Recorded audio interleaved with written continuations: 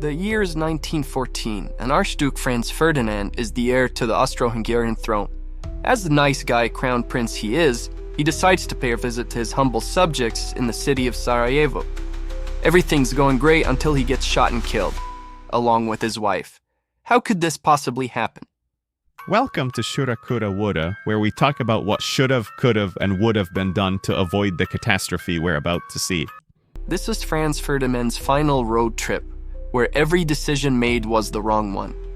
What shoulda, coulda, woulda happened for him to avoid getting shot in the face? Let's find out. Alright, so let's talk common sense. The Balkans were a political pressure cooker in 1914. And if you think about it, also in 1994, but that's a story for another day.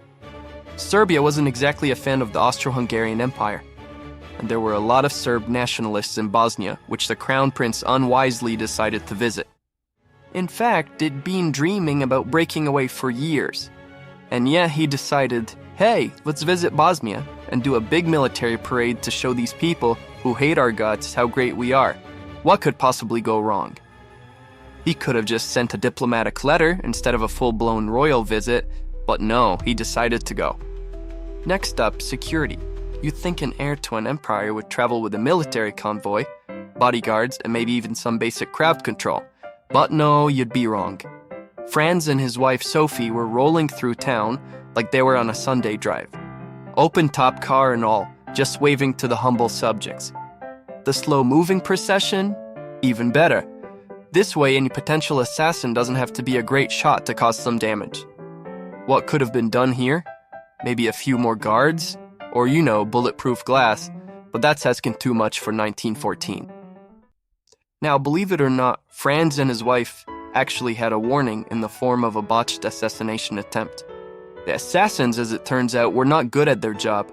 The first guy in the conspiracy threw a grenade, except it bounced off the car, exploded behind it, and injured some people who weren't Franz Ferdinand.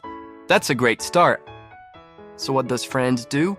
He U-turns and leaves Ace back to Austria, of course. Well, that's if he was saying, which he wasn't. So instead, he just kept going like nothing happened. Just straight up business as usual. A slight superstition here might have been good for survival. Now, if you narrowly avoid death in an assassination attempt, the logical move is to not take the same route again, right? That's right, but not if you were our Archduke. Because this royal tour was run by people who didn't believe in learning from mistakes. Instead of getting the heck out of town, Franz decided to visit the injured victims of the hospital. How nice. But terrible execution follows because someone forgot to tell the driver that the route has changed. Which leads us to...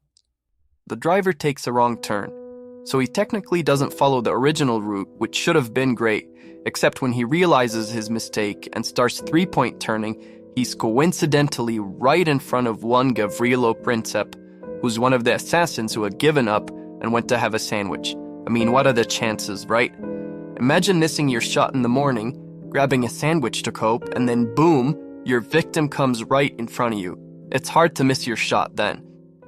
So our boy Princip, munching on a sandwich, probably still annoyed at how incompetent his team was, finds the Archduke casually rolling up right in front of him.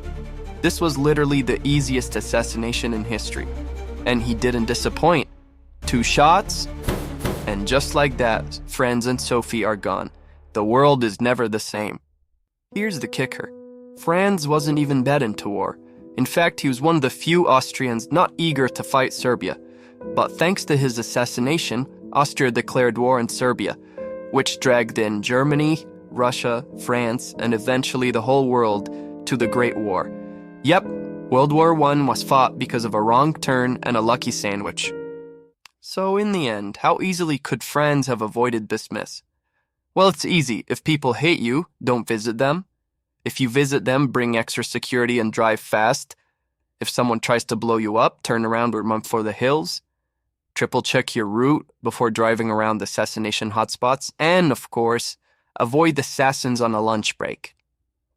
Franz Ferdinand's assassination might just be one of history's dumbest preventable deaths. And yet, when it happened, it sparked a chain reaction that led to millions of casualties in a terrible world war. It shouldn't have happened, but hindsight is 20/20, right? Thank you all for watching. Don't forget to like, subscribe, and drop a comment about which historical disaster we should regret together next. Adios.